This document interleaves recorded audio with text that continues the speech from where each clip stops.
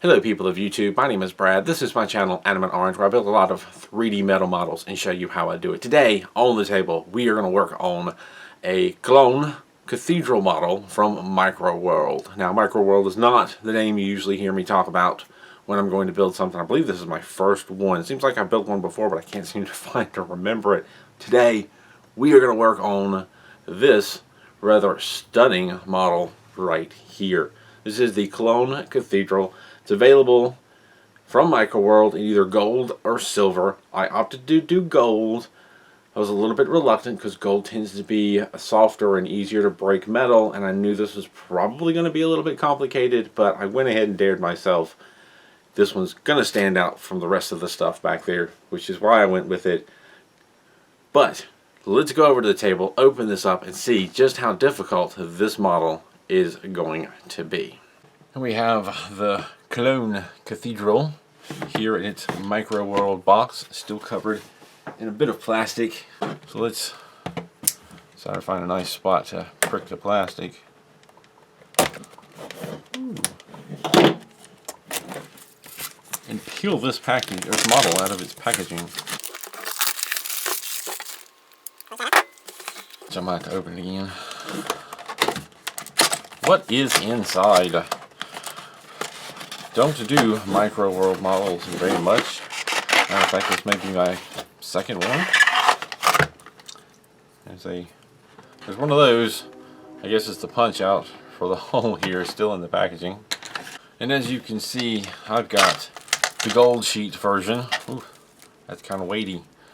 There were two options. There was a gold and I believe there was a silver, and I debated whether or not I wanted to go with the gold or silver. I kind of wanted to go with the silver, but because the gold can be unforgiving and more difficult, it breaks a lot easier.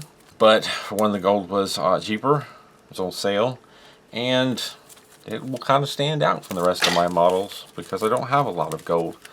These appear to be taped together on both long sides here, so there we go. How many sheets? There's one sheet, 2, 3, 4, and 5 sheets. 5 sheets of gold altogether. So this should turn out to be a fairly sizable model. And now we also have the plastic and the instructions. Instructions are, oh, the instructions annoy me. Instructions are somewhat colored, but it looks like kind of a medium quality copy, medium to low quality copy. And the instructions are on a piece of paper that has wording all underneath, so that's going to be a lot of fun to clearly see for me. It would be much better if this was just on plain white paper or solid color paper. So maybe I'm nitpicking a bit, but we've got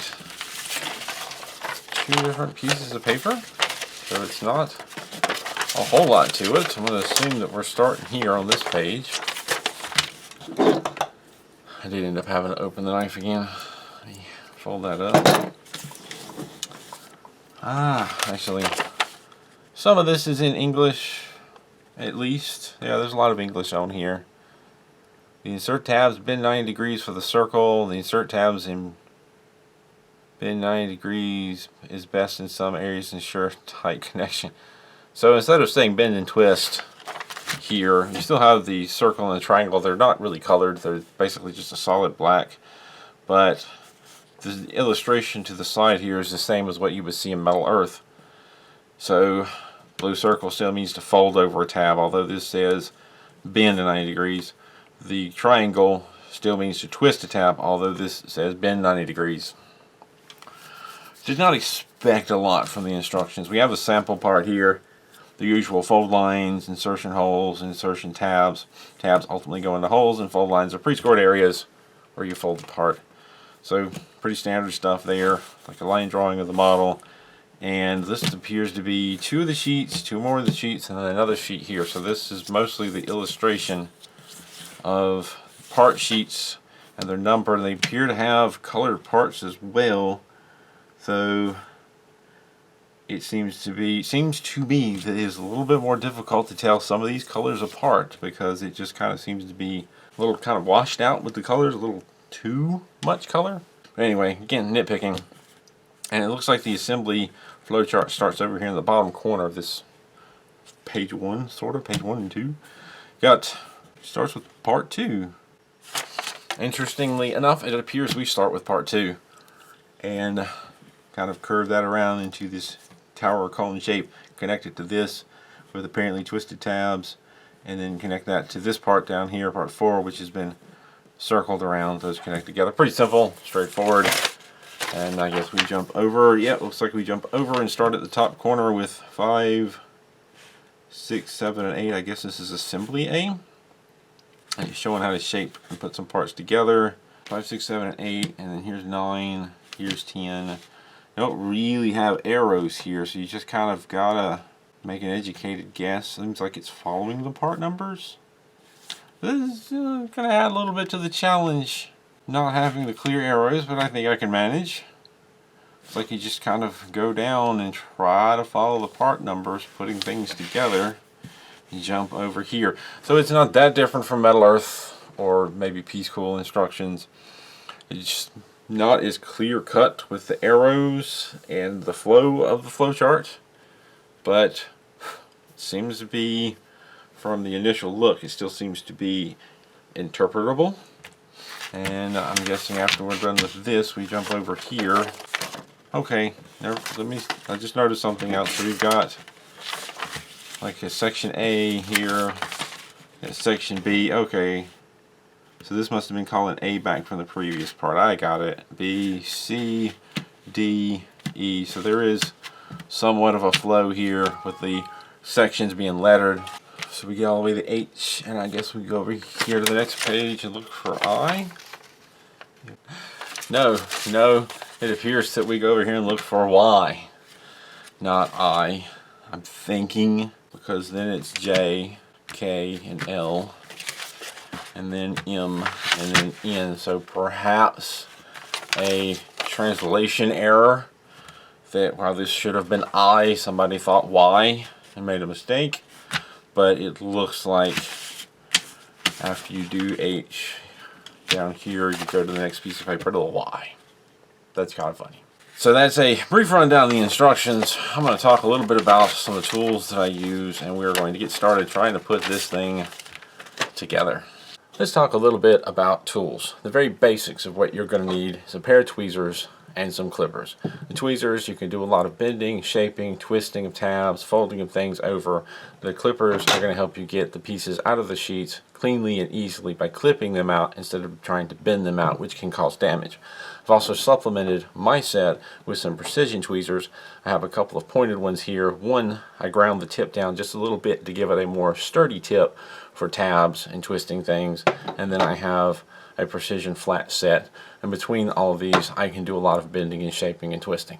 I also strongly recommend some sort of pliers to complement your set. I have some flat nose here that have definite uses. I have some long needle nose pliers for some of the longer pieces, and then I have some curved tips for grabbing things at an angle and bending them over. For shaping a lot of curves and dome shapes and whatnot, you'll see me use an array of 3D printed tools that I've designed that you can find on my Etsy if you're interested. Otherwise, you'll also see me pull out a cheap drill bit set that I have that's not sharp for shaping cylinder shapes, or just look around your house and use objects that you find like dowel rods, pencils, maybe some beads to shape certain things.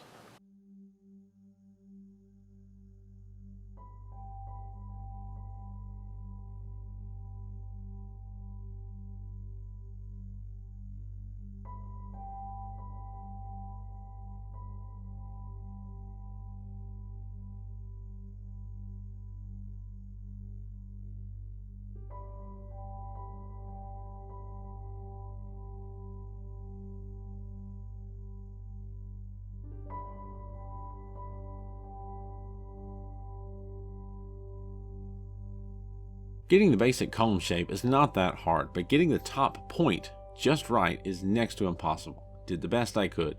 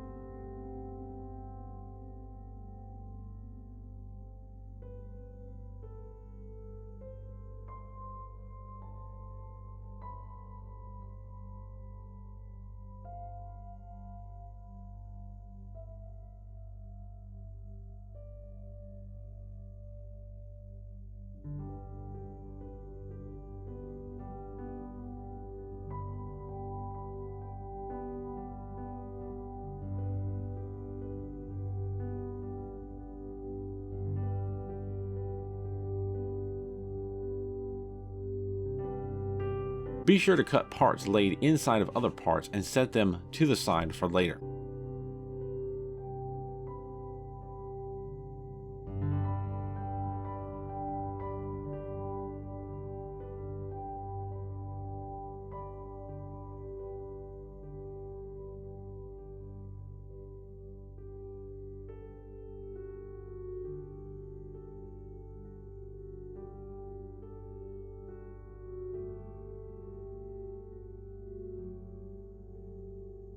It took a bit of study in the instructions to be sure I understood how the roof assembled.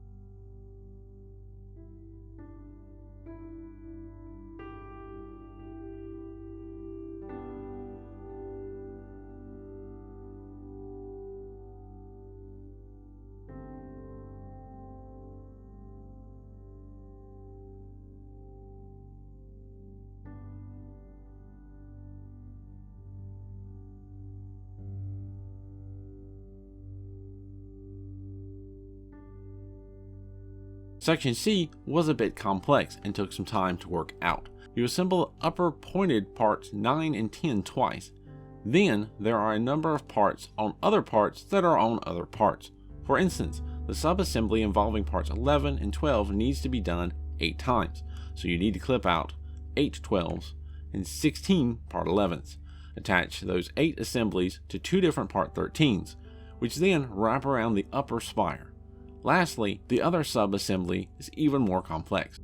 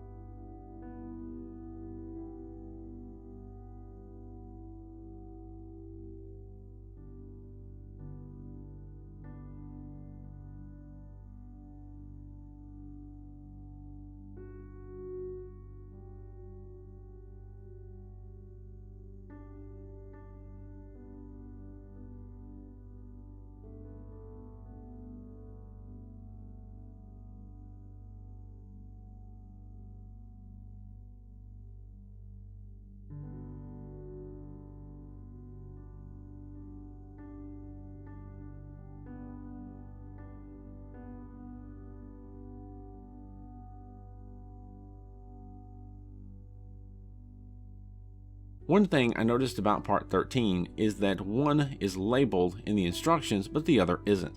There's really only one part that it can be the other part 13, but it's mirrored. Still works though.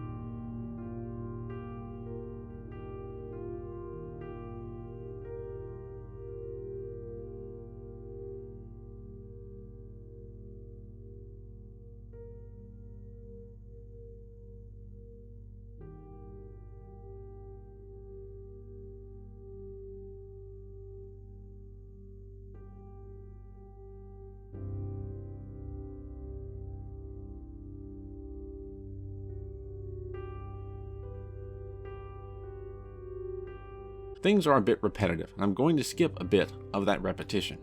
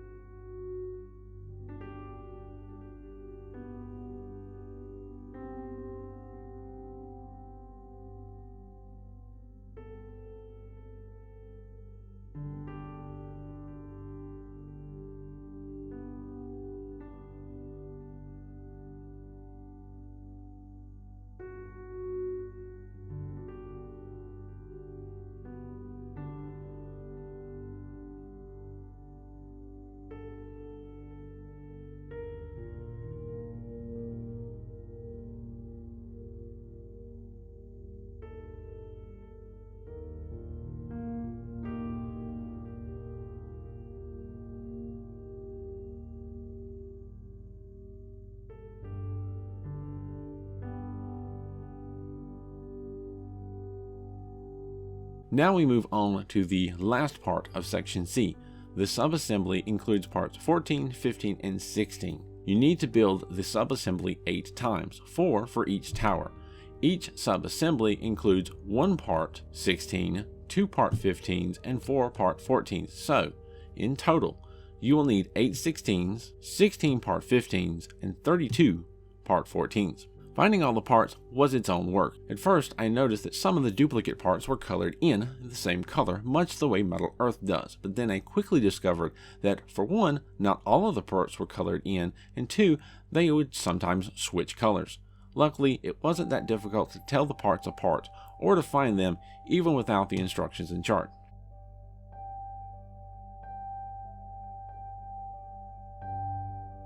It took some trial and error to figure out the best way to assemble this subassembly. Some parts need to go together before other parts, and there is a good time to shape and bend parts, and a not so good time. I'm going to show you what I think is the best way to approach it.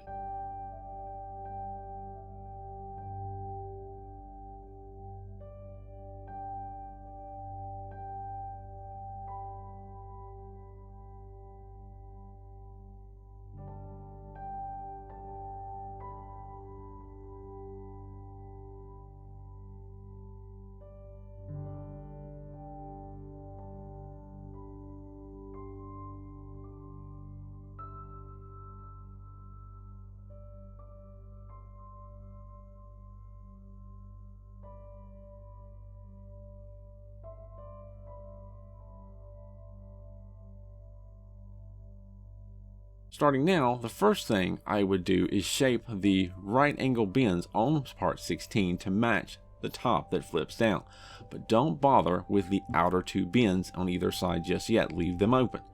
Do, however, fold down the top part, secure the one tab, and making sure to pinch that tab down as best you can.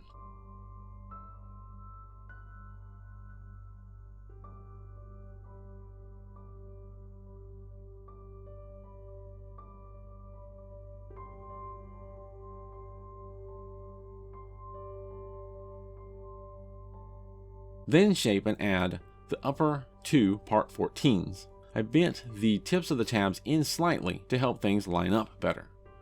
Leaving a gap the size of the width of the end of the tweezers was perfect.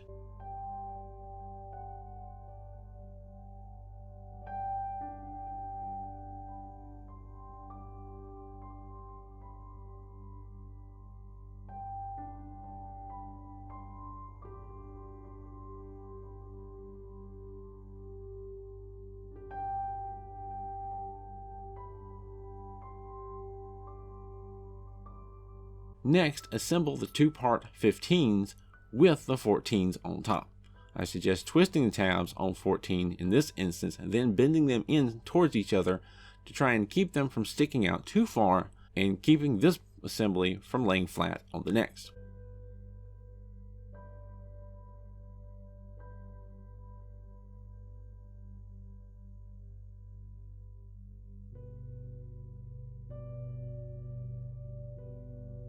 Then add these 2 assemblies to 16.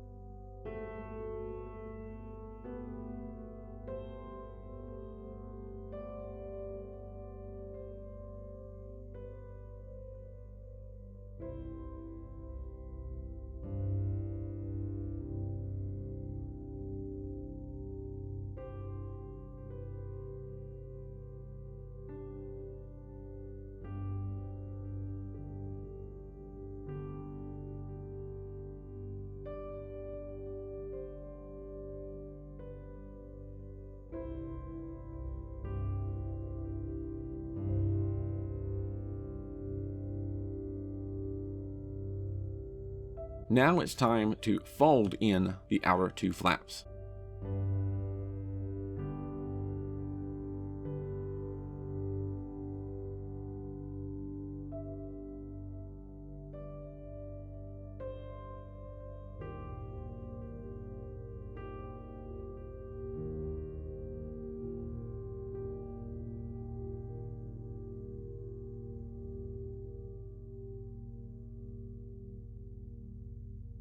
I almost didn't catch it, but the sides of the upper section are almost too flat. I needed to bend some more angles in this tower.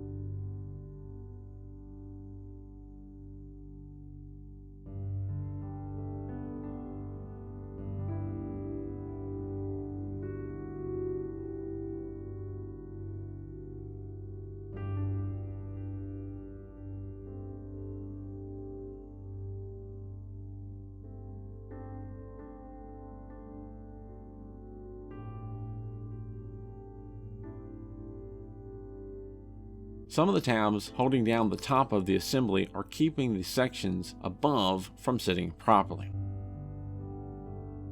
That's one tower finished, but be sure you shape enough parts and assemblies to build 2 towers. I cut a lot out of this video again because it's so much repetition. And that's it for part 1 of this video. I said in the beginning, let's go to the table, open this up and see how difficult it's going to be. Did not expect it to take as long as it has taken. I didn't think it was going to be a quick build. But man, we finally finished these 2 towers right here. We've got a little bit of the roof work done, but there's still quite a bit more to go. We're going to pick up in part 2 where we left off and start working on the rest of the model. But that's it for this video. Stay tuned for part 2 coming soon if it's not out already. As always, thank you for watching. Keep on keeping on.